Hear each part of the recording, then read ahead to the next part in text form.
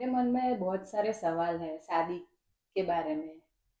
तो आप मुझे बता सकते हैं ऐसे कौन से प्लेनेट है जिससे जिससे शादी के लिए बहुत फायदे हो सकते हैं। सबसे पहले तो सारे ही प्लेनेट अच्छे होते हैं। सब प्लेनेट अच्छे हैं तो शादी अच्छी चलेगी। बट सबसे इम्पोर्टेंट मेल के चार्ट में होता है मार्स। अगर किसी का मेल का चार्ट है और उसमें फर्स्ट हाउस में मार्स है तो उसके अंदर बहुत ज्यादा एग्रेशन है। अब उसकी सप्तम दृष्टि कहाँ पे जाती है? तो उसके शादी वाले हाउस में जाती है, तो उसकी लाइफ में अग्रेशन बढ़ के ही रहेगा। तो इसीलिए ऐसे लोगों को मांगलिक भी बोलते हैं। और इसीलिए उनकी शादी 32 के बाद होती है। अब जब हम फीमेल चार्ट की बात करेंगे तो उसके अंदर दो प्लेनेट इंपॉर्टेंट होते हैं। एक होता है वीनस और एक होता है Mars. Venus is a feminine planet. तो जब भी आपका वीनस अच्छा है तो आपको पार्टनर अच्छा मिलेगा, ब्यूटी विद ब्रेन वाला मिलेगा, और आपको एक लवेबल हस्बैंड या पार्टनर मिलने की संभावना मिलेगी। और मार्स इसलिए देखते हैं क्या, क्योंकि मार्स एक स्ट्रॉन्ग प्लेनेट है। अगर वो अच्छा है तो हस्बैंड का उसके साथ जो कनेक्शन है वो स्ट्रॉन्ग रहेगा। तो ये तीन इंपॉर्टेंट प्लेनेट होते हैं किसी के भी चार्ट में। बाकी और सारी संभावनाएं भी होती है, बट ये बहुत ज्यादा इंपॉर्टेंट तीन प्लेनेट।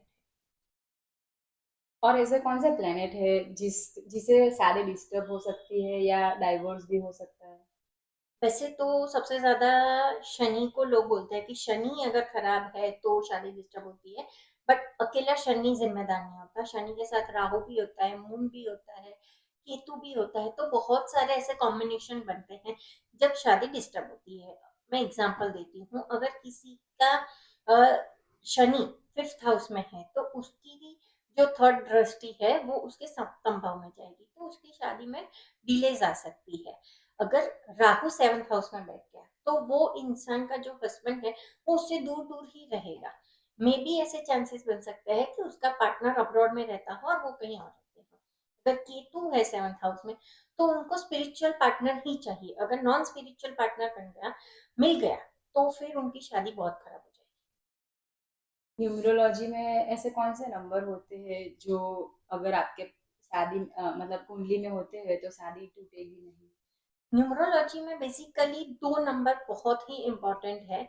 अगर वो है तो नहीं टूटेगी, बट दोनों ही होने चाहिए। एक है एक नहीं है तो भी नहीं चलेगा। Which is number 5 and 6। Number 5 basically क्या है, 1 to 9 जब आप लिखेंगे तो मिडल में नंबर 5 आएगा। अब वो मर्क्यूरी का नंबर है। जब मर्क्यूरी है तो वो सारे प्लेनेट को बैलेंस कर सकता है। तो 5 इज वेरी इंपॉर्टेंट। एंड 6 इसीलिए इंपॉर्टेंट है कि वो लव का है, लग्जरी का है। अगर आपके पास ये दो कॉम्बिनेशन है तो आपके पास एक तो स्टेबिलिटी हो गया, दूसरा आपके पास लव, लग्जरी एंड इमोशंस हो गया। तो आपकी शादी टूटने के चांस कम हो जाते हैं। ऐसा नहीं है कि नहीं टूटेगी, बट 99.9% ऐसे चांस नहीं रहेंगे कि टूटेगी। बट सामने वाले का भी देखना पड़ता है।